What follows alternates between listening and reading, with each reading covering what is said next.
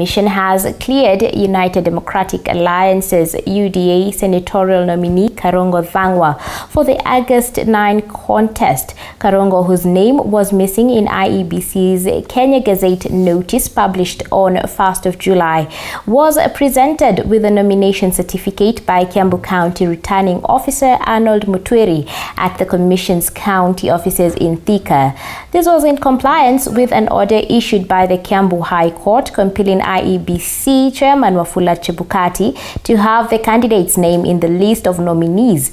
Karonga, accompanied by UDA's Thika Town constituency candidate Alice Nganga and his supporters, termed the move as a victory for democracy, and the people of Kiambu will now have a chance to elect a senator of their choice. Thank the people of Kiambu and of course my God and our God. I would also want to thank the party leader, who is William Samoei Ruto, yes, and his deputy Rigathi Gachagua, yes, because if it were not for them, we wouldn't be where we are today. They were not quick to replace Karonga Wadhangwa. They told me they are going to wait until I fight in every court in this country. And that's why I'm here, because they never replaced Senator Karonga Wadhangwa. That is an indication that this party UDA is a party for hustlers, a party that is giving hustlers a chance to fight for themselves, to fight for the people, and of course to fight for justice. We thank IEBC for clearing Karonga Wadhangwa today. We thank God for the great victory. That's the far we have come. We have seen our Heavenly Father doing good things to Karonga Wadhangwa. So what we are telling the people of Kiambu County, Karonga is here with us. He's going to move from every constituency to the other to make sure at the end of the campaigns on 9th of August, Karonga is going to become our next senator. And let us all continue praying for him, praying for our country, Kenya, praying for our deputy president, who is going to be the president in the next 27 days. Still on election matters, UDA leaders in Muranga County have dismissed election rigging allegations, saying that they have many followers who will vote for them anonymously in the August 9th polls. Led by the incumbent Senator Irungu Kang'ata, the leaders said that they are sure that UDA will get many seats, starting with that of the MCAs to that of the president. Muranga gubernatorial candidate on a Safina party ticket, Moses Mwangi, has urged Kenyans not to vote for leaders based on their parties and instead focus on electing leaders who will work for them. Sisi watu wa UDA tumezunguka Kenya tukitafuta kura. Hapa Muranga tumeingia kila kona kwa vijiji kutafuta kura ya Dr. William Samoei Ruto. Tunajua tutashinda na wananchi wametuahidi wataamka mapema kumchagua Dr. William Samoei Ruto. Raila Amolo Odinga alisema ya kwamba uchaguzi umeibiwa. Basi wafuasi wa Azimio hawatatokea kwa uchaguzi. Basi itakuwa ni wafuasi peke yake wa UDA ambao sisi hatuna tashwishi na IEBC ambao tutaenda kurusha kura tupatie UDA 100%. Ni chama inafanya kazi au ni mtu? Si ni mtu anafanya? Si mtachagua mtu bila kuangalia chama. Kwa hivyo wale wanasema sutu waambie nini? Wale wanasema ati watu ati kutoka juu mpaka chini ati ni sutu. Hiyo mnakubali? Mmekataa sutu. Now, Kilifi Azimio gubernatorial candidate Gideon Mung'aro has urged other leaders to engage in peaceful elections as the August polls draw near. Speaking during his Kilifi North campaign trail, Mung'aro warned against voter bribery and fraud, adding that the country needs peaceful coexistence among leaders and voters during and after the elections.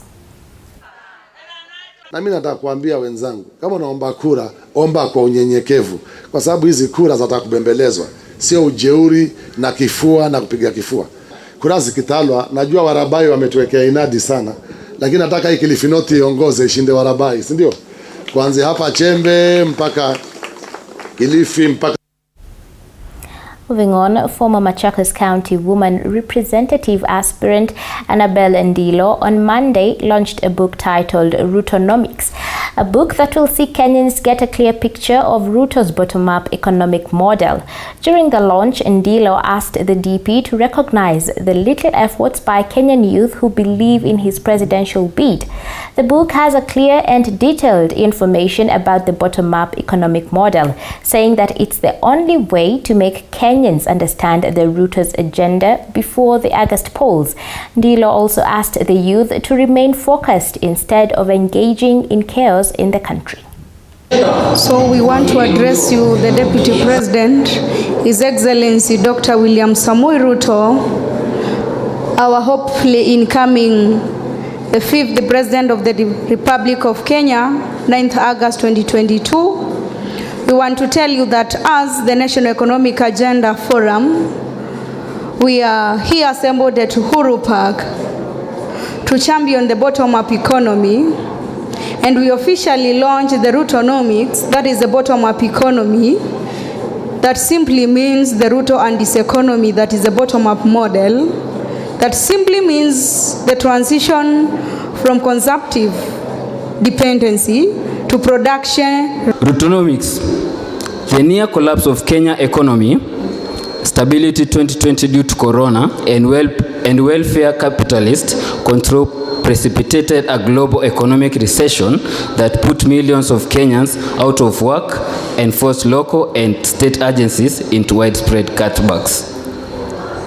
The economic decline also demonstrated just how vulnerable most communities have become, particularly in rural areas. At the same time, mounting evidence of climate change. Now, transport system in parts of Laikipia County is set to improve after the construction of Nanyuki-Doldol Road recently kicked off. For a long time, transport on the road from Nanyuki town to Doldol has been a major challenge due to its poor condition, with residents citing insecurity and a slow run of their economic activities. The residents have commended the government, saying that their businesses will reopen, thus boosting the economy of the area. They also say that they will be able to reach Nanyuki Referral Hospital in a timely manner without any challenges. Ni barabara ambayo inatuconnect mpaka kwa hospitali. You can imagine our ambulances in this barabara. Tulikuwa na shida sana. Watu wetu wa motorbike, tumeona mambo, hata biashara itakuwa rahisi. Going to Dodo was an issue. But now with this carpet, you can see hii barabara kusema ukweli inachipukaga kutoka huko kwa British kukuja mpaka town. Inachipukaga sana. Kwa wakati hii tunaona imewekwa carpet. Sisi tunafurahia, boda zetu hazitakuwa zikiharibika. Kwa saa hii tunamshukuru sana, tunaona kazi yake inaonekana. Serikali yetu kuu kupitia kwa Kenha wameamua, baada ya ombi letu, kusikiza ombi letu kama watumishi wa wananchi, kufanya recarpeting ya 2 kilometers na routine maintenance ya the next 7 kilometers. Mimi ningependa kurudishia shukrani ofisi ya barabara yetu ambayo iko chini ya Profesa Maringa, ambaye nimeenda kwa ofisi yake sana, na leo ni dhihirisho kwamba ukienda ukiomba watu wako wataweza kusaidia. Now that report takes us for a very short break. We will be right back with more to keep it right here.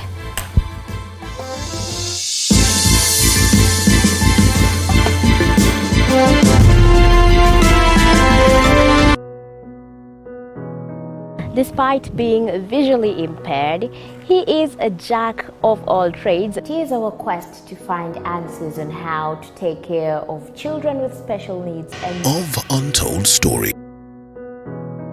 Despite being visually impaired, he is a jack of all trades. It is our quest to find answers on how to take care of children with special needs and those with disability. You do not need to see musical notes to understand music, but rather to have your soul feel the vibe.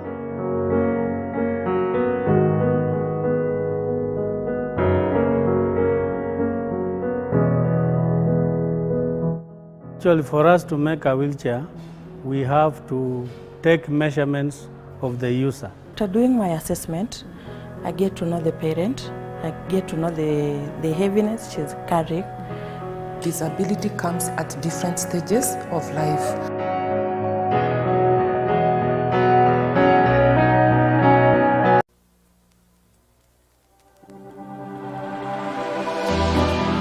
How well do you know what's happening around you? Morning Cafe with heated political debates. Baraza la Siasa. Hiyo kitu azungumzie, angalie hali ya maisha ya watu. Informative health discussions. Business, farming. Tasty Wednesday, Fitness Thursday, and Feel Good Friday with amazing DJs, celebs, waimbaji, kuna comedians, alafu kuna wajinga, and music bands every Monday to Friday from 6 a.m. to 9 a.m.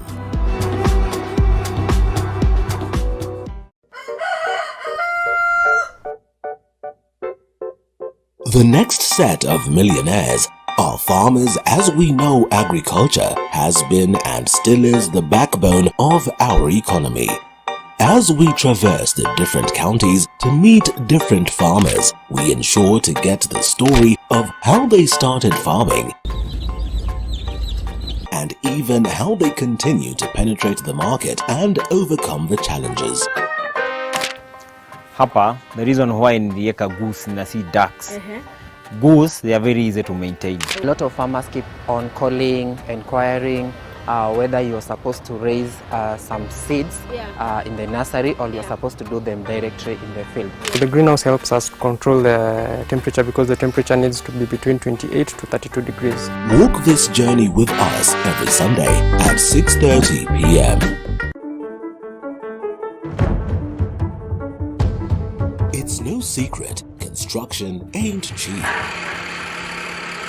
But how do we make it affordable? Different individuals are finding ways of cutting down cost by use of pre-stressed slabs other than reinforced concrete, recycling plastics to make pavers. The brick is stronger, it's cheaper, and it's lighter. And recycling wastewater in your household. What happens to my waste from the washroom, the solid waste? All that can break down. Those are just but a few. Every Tuesday at 7:30 p.m. we talk construction.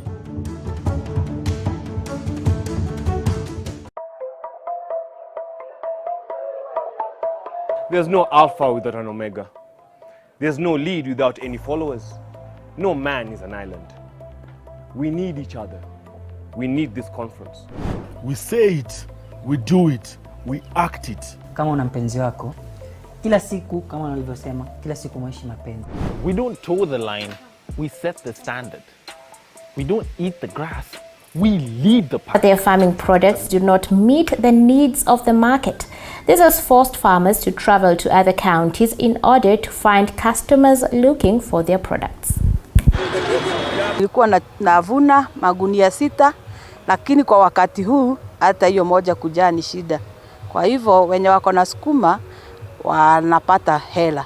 Nunua sukuma nikituma. Huwa nashughulika na soko nyingi, huwa natuma sukuma Kisumu, Nairobi, Mombasa na kwengineko.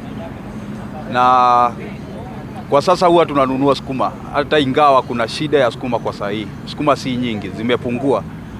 Kuna upungufu wa sukuma. Kulingana na mashamba, sukuma zenye huwa zinatokelezea kwa shamba na zenye huwa zinafika hapa zimepungua. Hakuna sukuma kabisa. Hizi zote zinaenda Kisumu.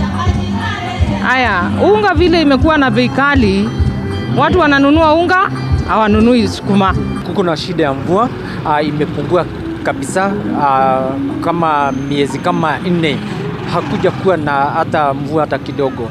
Na hiyo tunajua hizi mimea za kabiji na carrots huanga zinatakiwa mvua mingi ili ziweze kustahamili, na hiyo ndio imeleta tatizo hiyo ya kukua hatuna vegetables. Now it's time to get sporty, as a Kiambu court has for the second time summoned former Football Kenya Federation FKF President Nick Mwendwa, who is set to face corruption charges. Resident Magistrate Wilson Radin ordered that Mwendwa appear in person before the court on Friday to take plea. According to the Director of Public Prosecution, Mwendwa will face charges of misappropriation of 38 million Kenya shillings only 1 week after an anti-corruption case withdrew a similar case. Mwendo's lawyer, Victorio Mwebu, said his client is not aware of preferred charges, so asked to prepare defense as he called on the DPP's office to furnish him with statements. 7th day of July 2022,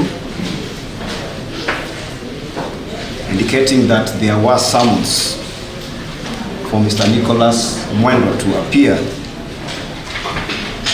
for plea taking